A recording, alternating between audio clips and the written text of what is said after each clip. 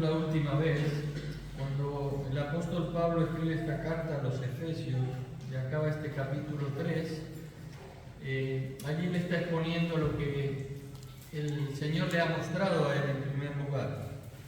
Está basándose en el propósito que Dios ha querido manifestarle acerca de lo que Dios está haciendo con y a través de Cristo. Dios está creando algo eternamente nuevo. Si recordamos y repasamos los 3 capítulos, vemos que en el primer capítulo él habla de lo que Dios ha previsto desde antes de la fundación del mundo, que era adoptarnos como hijos suyos. En el segundo capítulo nos habla de que estábamos separados de Dios, pero aún en esa condición, a través de lo que Cristo ha hecho en la cruz, Él nos ha unido con Dios y también nos ha unido entre nosotros, formando una familia que es la creación nueva que Dios está estableciendo, la familia de Dios. Y en el tercer capítulo Pablo comienza diciendo que se le ha revelado a él un misterio. ¿Y ese misterio cuál es? El misterio de que la nueva creación que Dios está estableciendo está formada por todos los seres humanos que aceptan a Cristo como Salvador y Señor. Ya no para el pueblo de Israel como pueblo único de Dios, sino para todos aquellos que se acercan a través de la fe a Jesús. Y Pablo ora al final del capítulo para que estos hermanos que estaban en Éfeso comprendieran esto y pudieran alcanzar ese conocimiento profundo del amor de Dios, que Dios está revelándose a cada ser humano a través de Jesucristo para incorporarlo a esta nueva entidad que es su iglesia. Ese es el gran misterio que estaba oculto desde los tiempos, dice Pablo, que no se le había revelado a los profetas en la antigüedad, pero que ahora sí ha sido revelado. ¿Y cuál es? Que en Cristo Jesús, todo aquel que acepta a Cristo y su obra en la cruz, forma parte del pueblo de Dios, que es su iglesia. ¿Y qué pasa ahora a partir de este capítulo 4, que nos ha leído Paola? Vemos que aquí Pablo ya no habla de lo que Dios ha establecido en Cristo, sino que comienza a hablar de los valores que debe tener lo que Dios ya ha establecido. ¿Cuáles son las cualidades que debe tener lo que Dios está creando? Pablo ha dicho que Dios ya ha hecho algo, pero ahora que comienza a establecer, sobre todo en el capítulo 4 y en el capítulo 5, cuáles son las características, los valores, las cualidades de esto que Dios ha establecido. Y por eso comienza diciendo, fijaros el versículo 1, dice: yo pues, por eso en el Señor os ruego que andéis como es digno de la vocación con que fuisteis llamados. ¿Qué quiere decir esto? Primero dice: yo preso en el Señor. Recordemos que Pablo estaba preso en Roma y que estaba escribiendo esta carta a estos hermanos de Asia Menor. Y les está diciendo claramente que él está preso, pero no preso por Nerón, ni preso por el emperador, sino preso en Cristo. Era su vida entregada a Cristo la que había provocado que él estuviera preso en este momento.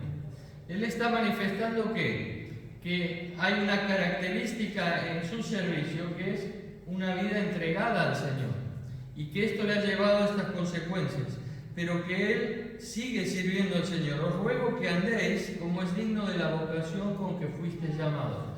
Les estoy pidiendo como apóstol, y Pablo pasa, fijaros ya, de la exposición de los primeros capítulos ahora a la exhortación.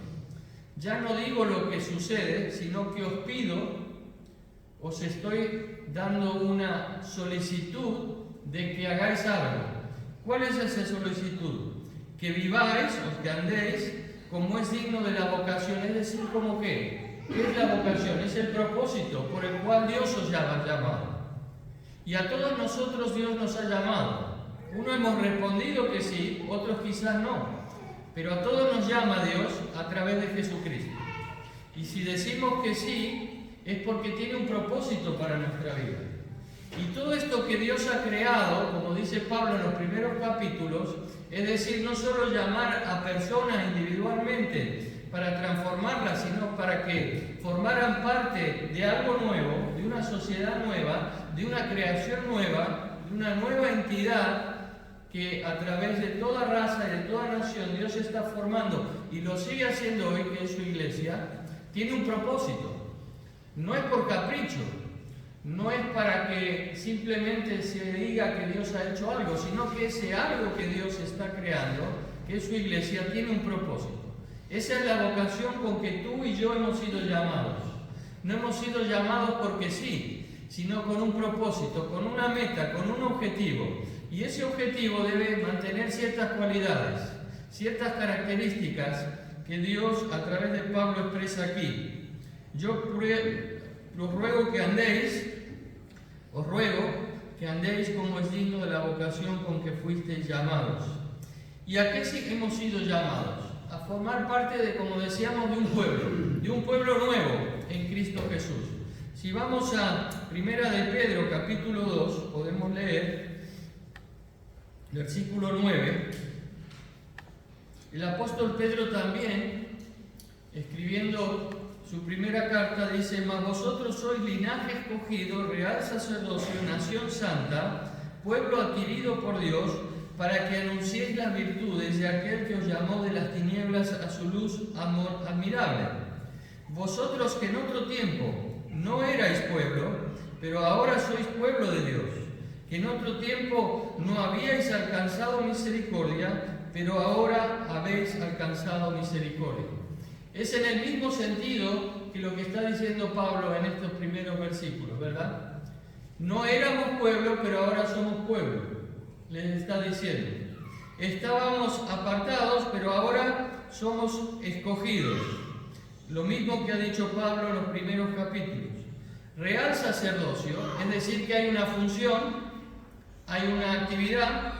Nación santa, hay una cualidad. Pueblo adquirido por Dios, hay un precio pagado para que esto se realice, ¿verdad? Y dice, ¿para qué? Ahí está el propósito. Dios ha hecho todo esto, ¿para qué? Para que anunciéis las virtudes de aquel que os llamó, como dice Pablo, según la vocación en la que hemos sido llamados, os llamó, dice Pedro, de las tinieblas a su luz admirable. Lo mismo que dijo Pablo en el capítulo 2. Estábamos separados siguiendo la corriente de este mundo y según los principios del enemigo, pero Dios nos rescató y nos ha dado un propósito. Vosotros que en otro tiempo no erais pueblo, pero que ahora sois pueblo de Dios, no habíais alcanzado el amor, la misericordia de Dios, pero ahora sí la habéis alcanzado. Esta es nuestra realidad, lo queramos o no, que aunque no lo entendamos es así, y aunque no lo aceptemos sigue siendo así. Hay un propósito de Dios para cada uno de nosotros y hay un propósito de Dios para su iglesia. Y esto es lo que Dios dice. Pero hablando de esas cualidades, Pedro también nos aclara y nos dice que la cualidad de esta nueva entidad, de esto que Dios está revelando, que está creando, que es su iglesia, tiene principalmente dos cualidades. ¿Cuáles son? Una que es un pueblo, no son dos, ni son muchos, es un único pueblo. No erais pueblo, pero ahora sí sois pueblo, es un solo pueblo. Y en segundo lugar, es que es un pueblo como santo, es un pueblo santo. Es que la unidad y la santidad son dos cualidades fundamentales de la iglesia de Jesucristo. Sin unidad y sin santidad no es la iglesia que Dios quiere para sí mismo. De hecho, dice el apóstol que Jesucristo se está preparando para sí mismo, en otro pasaje, una iglesia sin mancha y sin contaminación, ¿verdad? Una iglesia que es una, pero que es santa. Y estamos en un proceso de santificación, pero también estamos en un proceso de unidad. Y esto no debemos olvidarlo. Muchas veces hacemos hincapié en la santidad y nos olvidamos de la unidad. Y las dos son fundamentales en la iglesia de Jesucristo. Son características únicas, podemos decir, de esta nueva sociedad que Dios crea. No encontraremos en el mundo otra sociedad que tenga como fundamento estas dos cualidades, estos dos valores, la unidad y la santidad. Podemos buscar donde queramos, pero no existen. Solo la iglesia de Cristo las tiene. Por eso la unidad y podemos decir la pureza, la santidad, son características de la iglesia. Y Pablo comienza aquí en este capítulo 4 hablando de la unidad. Luego sigue más adelante hablando de la santidad. Pero comienza hablando de esta característica fundamental de esta nueva creación de Dios. Entonces, ¿qué clase de unidad debemos preguntarnos? ¿Quiere Dios para su iglesia? Y en primer lugar, vemos que es una unidad que depende de nuestra conducta y de nuestro carácter. Muchas veces decimos o pensamos que no depende de nosotros la unidad de la iglesia, y no es así. Dios ha establecido que sí dependa de nosotros, en un aspecto. Dios la ha creado, pero depende de nosotros manifestarla. Por eso el título de este mensaje es Manifestando la Unidad. La unidad es la que Dios ya ha establecido para su iglesia, pero nuestra responsabilidad es manifestar esa unidad. Por eso dice 5 características que debemos tener en nuestra conducta y en nuestro carácter, 5 valores, 5 cualidades que deben existir en nosotros para que esa unidad no solo se manifieste, sino se mantenga. Y fijaros cómo comienza el apóstol Pablo. Fuisteis llamados, que andéis como fuisteis llamados, dice. ¿Cómo debemos andar? Versículo 2, primera característica, ¿cuál es? Con toda humildad, con toda humildad. Qué importante es la humildad, ¿verdad? Era algo despreciable cuando Pablo escribió esta carta. En el mundo antiguo la humildad era un valor que no era tenido en cuenta, sino como algo, podemos decir, de poca estima. En el ámbito griego, en el pensamiento griego, la humildad no se atribuía a algo de una cualidad elevada. Se relacionaba más bien con algo servil, con los esclavos. Esa era la humildad, se equiparaba a un servicio de sumisión, ¿verdad? De estar sometidos, era algo humilde. Pero Pablo lo pone nuevamente en alto, y es algo que Pablo está diciendo aquí algo más profundo todavía. Cuando uno busca en los comentarios, ve que es una humildad de mente. No solamente de actitud, sino mental también. Es cuando alguien toma en cuenta al otro en un alto valor, más que a uno mismo. Uno se pone en principio por debajo del otro, considerando al otro, al prójimo, como de un alto valor para sí mismo. Y eso es ser humilde. Y Jesús lo hizo, ¿verdad? Porque Él dijo, aprended de mí, que soy manso y humilde de corazón. ¿Qué hizo Jesús contigo y conmigo? Precisamente esto. Te tomó en cuenta con un alto valor y se puso debajo de cada uno de nosotros. Dice que se sometió hasta la muerte, y muerte de cruz, para que nosotros fuéramos elevados a un valor más alto. Jesús lo que hizo fue no tener en cuenta quién era para venir y hacerse semejante a nosotros, siendo Él de más valor que nosotros. Y eso es la humildad verdadera. Y no solamente manifestó en esa actitud, sino que cuando estuvo en relación con este mundo, cada vez que se relacionaba con otras personas, lo hacía de esta manera, ¿verdad? En ningún momento, incluso hasta antes de ser juzgado para ir a la cruz, puso en cuestión su mayor valor, sino todo lo contrario. Y se mantuvo humilde. Pero también dice que debemos ser mansos, dice, con toda humildad y mansedumbre. No solo debemos vivir con humildad, sino con mansedumbre también. ¿Y qué es la mansedumbre? Podemos decir que es el equilibrio entre no enojarse siempre y no enojarse nunca, ¿verdad? Se le atribuye más bien a los animales, ¿verdad? No, tranquilo, es manso, no te va a morder. Es un animal manso, ¿verdad? ¿Puede morderte? Sí, pero no te va a morder. ¿Tiene la fuerza suficiente para morderte? Sí, pero es manso, no te va a morder. Es decir, no es una debilidad, sino es no airarse cuando no toca, y no dejar de airarse cuando toca. Y Jesús actuó de esta manera también. Él no se airó siempre, pero sí se airó. Lo que no hizo es pecar, ¿verdad? ¿Cuándo pecamos? Cuando nos airamos en contra de la persona, perdemos la humildad, y no en contra de lo que la persona hace. Y Jesús, ¿de qué se airó? De lo que ellos hacían, pero siempre amó al pecador y lo sigue amando. Pero rechaza el pecado. Y esto es lo que nosotros debemos aprender de Jesús.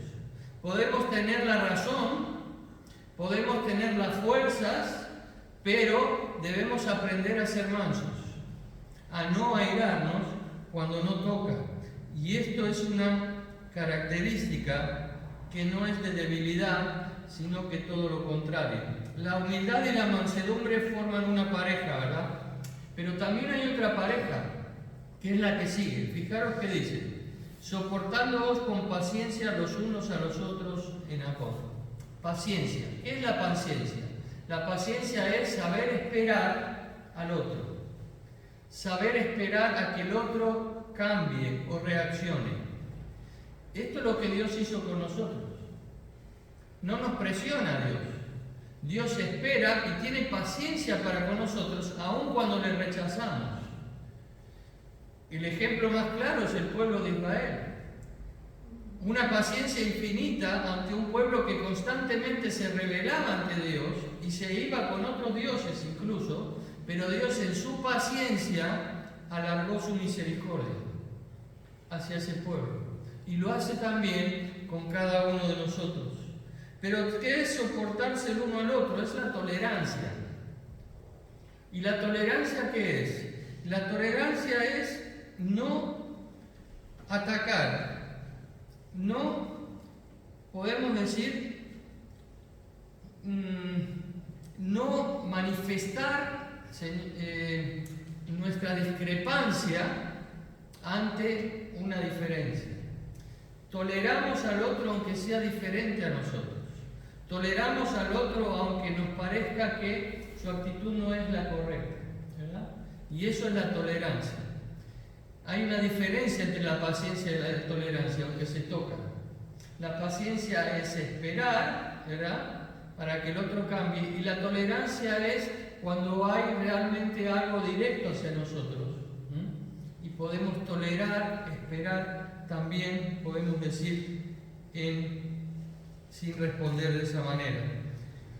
Paciencia y tolerancia son diferentes, pero van de la mano también. Y por último dice el amor, y que es la cualidad final que incluye a todas las demás. Sin el amor no hay paciencia, no hay tolerancia, no hay humildad, no hay mansedumbre. Es la corona de las cualidades, porque el amor es darse a sí mismo. Y si miramos las otras cuatro, estamos hablando de lo mismo, de darse a los demás.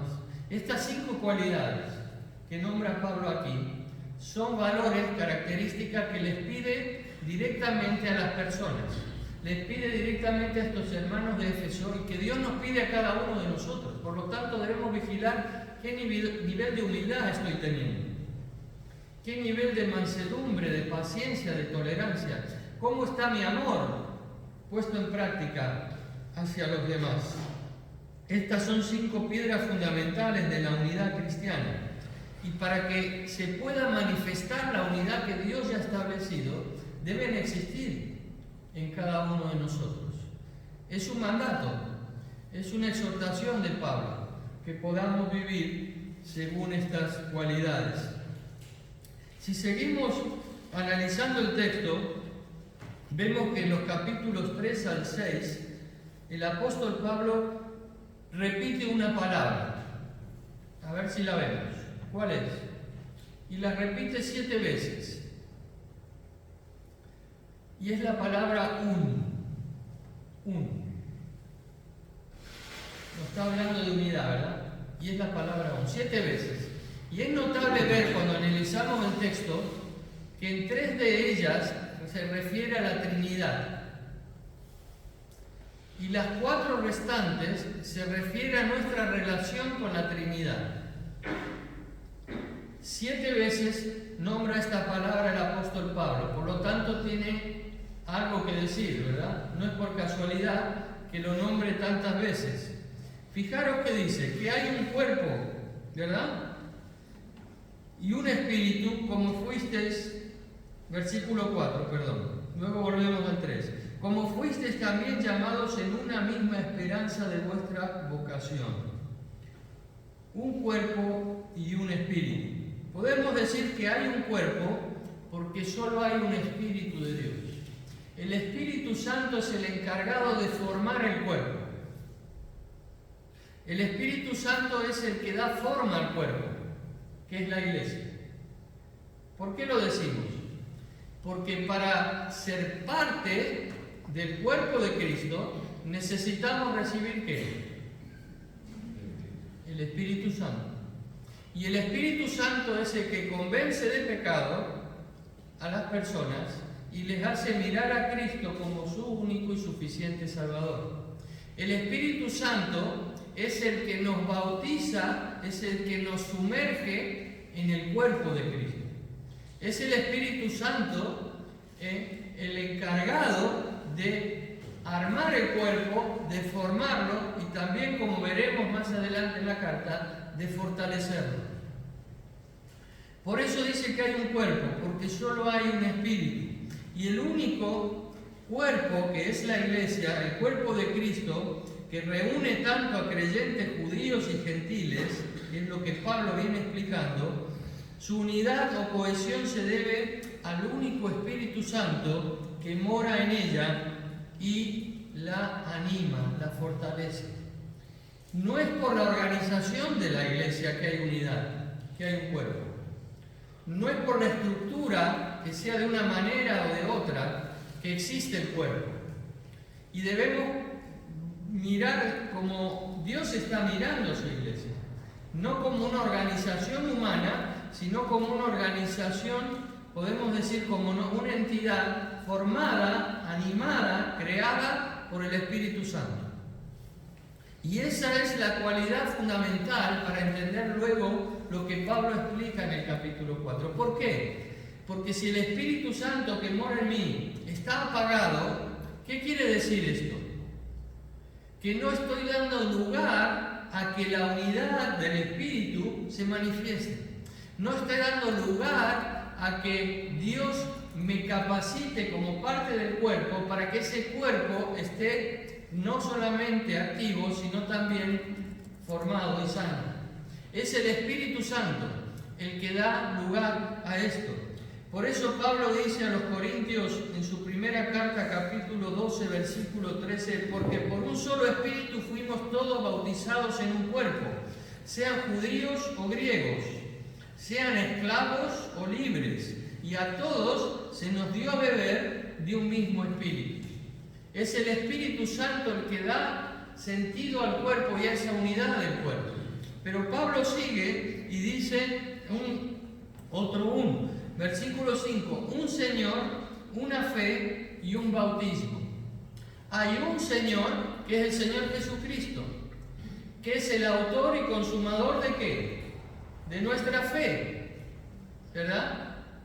El Señor Jesucristo es el único en el cual tenemos esperanza y por el cual hemos sido bautizados.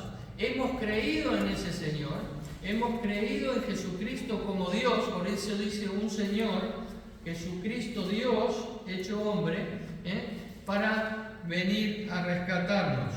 Y es nuestra esperanza viva. Pero en tercer lugar dice, un Dios y Padre, versículo 6, de todos, el cual es sobre todos y por todos y en todos. Hay un Dios y Padre también. El Espíritu Santo es el que crea el cuerpo, es en Cristo Jesús, por la fe en Él, que somos incorporados en el cuerpo, pero hay un Padre de todos que une a esa familia de Dios y al cual todos podemos llamar Abba Padre, Papá. Entonces vemos aquí a la Trinidad actuando en esta formación nueva, en esta nueva creación que es la Iglesia. Y esto es maravilloso pensar. Que la Iglesia de Jesucristo, de la cual somos parte tú y yo por la gracia de Dios, es un proyecto eterno. Es un proyecto eterno que tiene un propósito, que tiene una función, que es formada por la Trinidad. Y cada actor de la Trinidad tiene su función en la formación de la Iglesia, de la cual somos parte y estamos en ese propósito eterno de Dios. Cuando se refiere a todos, lo hace para manifestar que todos somos, por la fe en Jesucristo, hijos de Dios y por la obra del Espíritu Santo. Tenemos entonces un único Padre que crea una única familia. Tenemos un único Señor Jesucristo que crea una única fe, esperanza y bautismo. Y tenemos un único Espíritu Santo que crea un único cuerpo. Por lo tanto, si hay un único Dios, trino, y hay una sola iglesia, si el Dios trino es indestructible en su relación, la iglesia de Dios, la iglesia de Jesucristo, también es indestructible en su unidad. Esto es lo que Dios quiere manifestar aquí a través de Pablo. Que no hay nada ni nadie que pueda destruir ni separar la iglesia que Dios ha creado. Es la Trinidad creando algo indestructible. Es la unidad de la Trinidad la que produce la unidad de la Iglesia. Por lo tanto, si existe un Dios trino indestructible, también existe una Iglesia de Jesucristo indestructible. Si solo hay un Dios, también solo hay una Iglesia de Jesucristo, una Iglesia de Dios.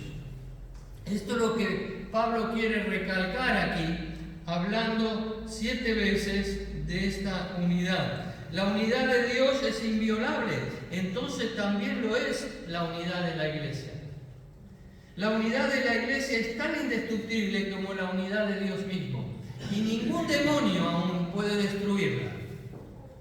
¿Qué le dijo Jesús a Pedro? Sobre esta declaración que tú has hecho de que yo soy el Hijo de Dios, yo edificaré mi iglesia, y las puertas del Hades no prevalecerán contra ella. Es la declaración de Dios mismo sobre su iglesia, diciendo que no hay nada que lo pueda destruir porque es una creación de Dios. Pero entonces viene inmediatamente a nuestra mente una pregunta. ¿Cómo puede entenderse que haya entonces divisiones en la iglesia? Si es indestructible la unidad de la iglesia. ¿Cómo puede entenderse entonces que haya personas que no se toleran, que no se entienden, que haya personas que no tienen paciencia, que haya personas que no sienten amor por aquellos que forman parte del mismo cuerpo? ¿Cómo puede entenderse todo esto? Y esta es la gran pregunta que nos hacemos, ¿verdad? Y solo hay una respuesta, porque Pablo está reconociendo que hay esta combinación, podemos decir, paradójica entre lo que Dios ha hecho y lo que es la realidad de la iglesia. Y por eso dice el versículo 3. ¿Qué dice el versículo 3? Podemos leerlo todos juntos.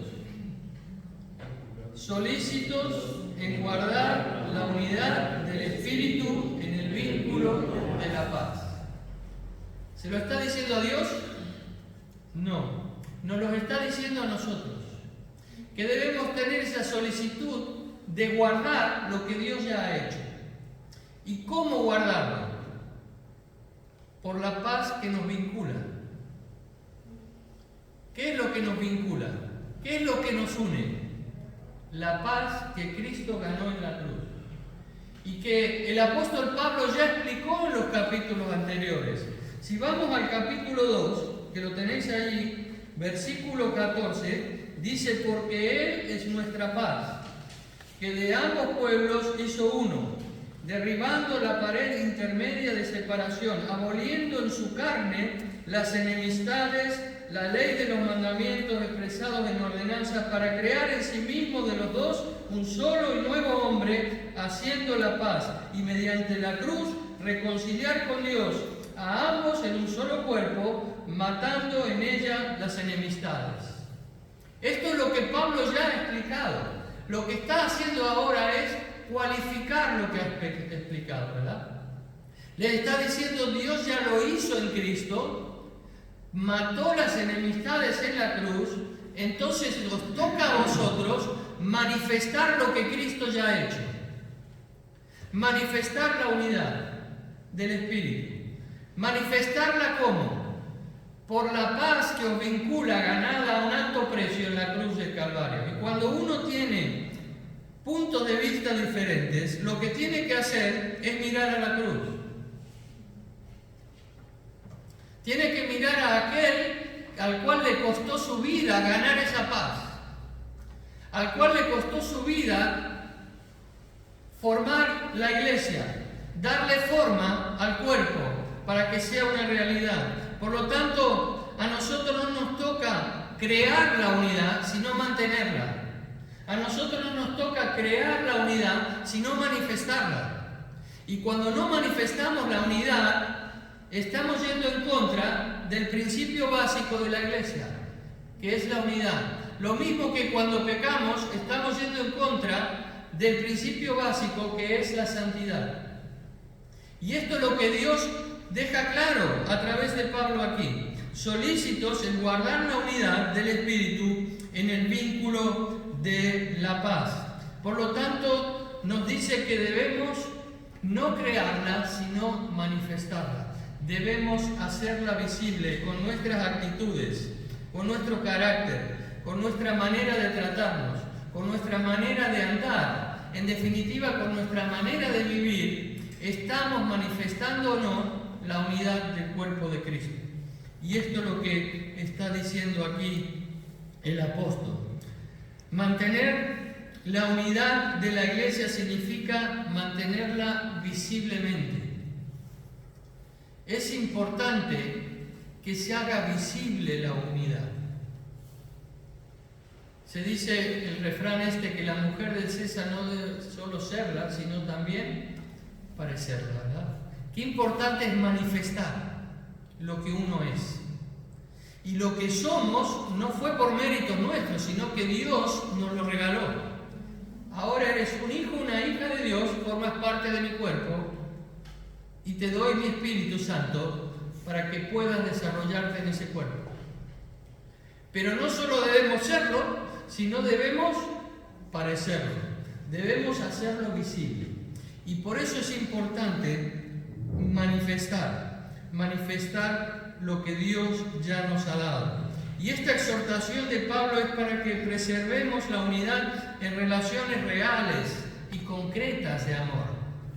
No es algo utópico, no es algo que está en la nube, sino que es algo que se manifiesta en el día a día, en la cotidianidad, en el trato, en el carácter, en la manera de vivir, en ese andar que nos está pidiendo el apóstol Pablo.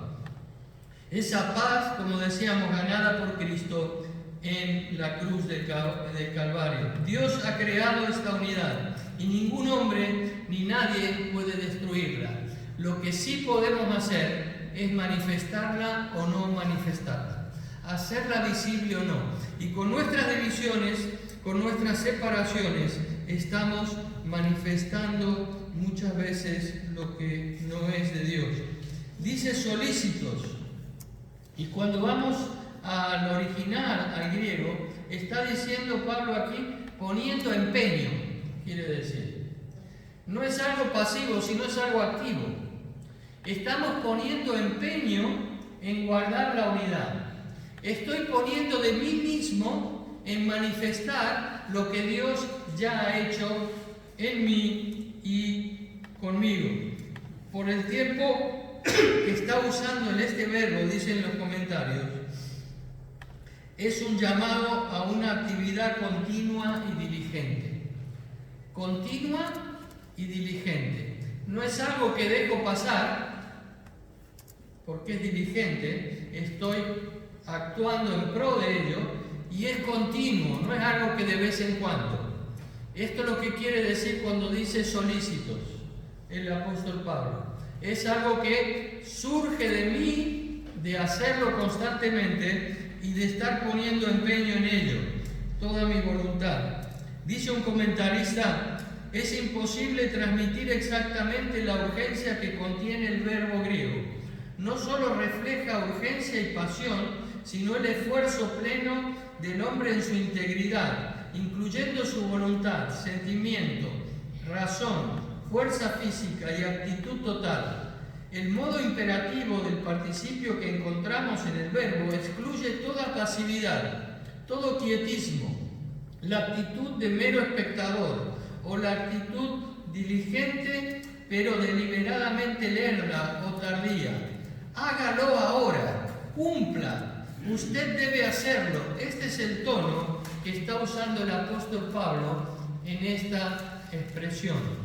Es algo que nos llama a movilizarnos. Y vemos que cuando esto no sucede, hay consecuencias. ¿Por qué? Porque esto lo dijo Jesús. En Juan 17:20, que hemos leído también, el Señor, antes de ir a la cruz, expresa su deseo al Padre de lo que hay en su corazón, ¿verdad? Y dice claramente, mas no ruego solamente por esto, sino también por los que han de creer en mí por la palabra de ellos. ¿Para qué? Propósito. Para que todos sean uno, dice Jesús, solicitándole esto al Padre. Como tú, oh Padre, en mí y yo en ti, que también ellos sean uno en nosotros, para que el mundo crea que tú me enviaste. Que sean uno como quién, como tú y yo, lo que decíamos antes, ¿verdad? La unidad de la iglesia proviene de Dios, de la unidad del Trino Dios, para que todos sean uno como tú, oh Padre, en mí y yo en ti, que también ellos sean uno en nosotros. ¿Para qué? Para que el mundo crea. No es por una convivencia, podemos decir, armoniosa, en beneficio personal, que debo estar solícito en guardar la unidad, sino para cumplir el propósito de Dios. ¿Y cuál es ese propósito? Que el mundo crea. Para que esa iglesia que es formada en todo el mundo, si el mundo cree, crece. Aumenta en tamaño, pero también, como Pablo expresa adelante en el capítulo 4, también aumenta en fortaleza espiritual. Por lo tanto, la unidad no es un capricho, es un propósito de Dios para que la iglesia se fortalezca internamente, pero también en cantidad, en tamaño. Y es por esto que la iglesia debe manifestar esa unidad que es el deseo del Señor. Y dice, yo en ellos y tú en mí, para que sean perfectos en unidad, para que el mundo conozca que tú me enviaste y que los has amado a ellos como también a mí me has amado. A través de la unidad está diciendo Jesús que el mundo va a conocer el amor de Dios. Cuando dejamos de manifestar la unidad, el mundo deja de conocer el amor de Dios. ¿Y cuándo deja de manifestarse la unidad? Cuando yo no vivo según las cualidades que nombra Pablo en el versículo 2. Esas 5 cualidades fundamentales para que la unidad sea visible. El amor por encima de todas las cosas. Pero la clave es cómo lograrlo. Y rápidamente lo decimos. ¿Cómo lograrlo? Con esa característica, decíamos del versículo 2, humildad, mansedumbre, paciencia, tolerancia, amor. en nuestro carácter, en nuestra conducta. Pero reconocemos que somos débiles, reconocemos que fallamos, reconocemos que no alcanzamos muchas veces esa medida por nosotros mismos, ¿verdad? Dice Romanos 7:19, porque no hago el bien que quiero, sino el mal que no quiero, eso hago. ¿Cuántas veces nos ha pasado esto? Como al apóstol Pablo. Pero también vemos que Pablo dice, ahora ninguna condenación hay para los que están en Cristo Jesús. Los que no andan, no viven conforme a la carne, sino conforme al Espíritu. Pablo está diciendo aquí, ninguna condenación hay, pero debemos vivir no conforme a la carne, sino conforme al Espíritu. Y es el Espíritu Santo el que nos capacita. Por eso les dice luego, sed llenos del Espíritu Santo. Y la clave está en ser llenos del Espíritu Santo. No es por tus fuerzas, hermano o hermana, que vas a adquirir de una manera esforzada y voluntariosa esas características, estas cualidades, sino es por dejar vivir a Cristo por el Espíritu en plenitud en tu vida. Cuando vamos a Gálatas 5:22, que está justo antes en la página que tenemos abierta en Efesios 2, nos dice claramente aquí que el fruto del Espíritu es amor, gozo, paz, paciencia, benignidad, bondad, fe, mansedumbre, templanza. Contra tales cosas no hay ley. Es el fruto del Espíritu Santo, el que produce el amor necesario. Es el fruto del Espíritu Santo, o es el Espíritu Santo, mejor dicho, el que produce ese fruto, que incluye el amor, la mansedumbre, la humildad, que Pablo está nombrando aquí. Por lo tanto, en la medida que dejemos que el Espíritu Santo nos llene para que Cristo sea formado en nosotros y nuestra antigua naturaleza, es decir, la carne, sea aplastada, que nuestro yo no domine nuestras vidas, es cuando estamos fomentando la unidad. Detrás de la discordia siempre está el orgullo, siempre está el yo. Si no se ve aparentemente, escarba un poco y siempre encontrarás el yo. Pero detrás de la unidad siempre está el Espíritu Santo, es decir, Cristo. Cuando en la vida reina Cristo, con poder, por el Espíritu Santo, el amor está por encima de toda otra cualidad. El fruto del Espíritu Santo es la clave en nuestra vida. ¿Y para qué lograrlo? Para que a través de esa unidad se desarrollen los dones, las capacidades que Dios quiere para su iglesia. No hay otra manera de que cada uno crezcamos en relación, sino por el poder del Espíritu Santo. En esa relación con Dios y en esa relación en el cuerpo. Por eso Pablo dice luego, a fin de perfeccionar. Ese es el fin. Es decir, capacitarnos a nosotros. No podemos descuidar la obra del Espíritu Santo en nuestras vidas si queremos que el cuerpo de Cristo manifieste la unidad. Por eso Jesús dice en el versículo 21 de Juan 17, para que sean uno en nosotros, es decir, esa fortaleza que necesitamos. Un crecimiento fuerte a través de la unidad. Pero también dice, para que el mundo crea que tú me enviaste. No solamente fortaleza, sino también cantidad. Si queremos cumplir el mandato del Señor, comencemos a examinarnos a nosotros mismos, cada uno en la presencia del Señor. Te invito a ponerte de pie para darle gracias al Señor por esa palabra.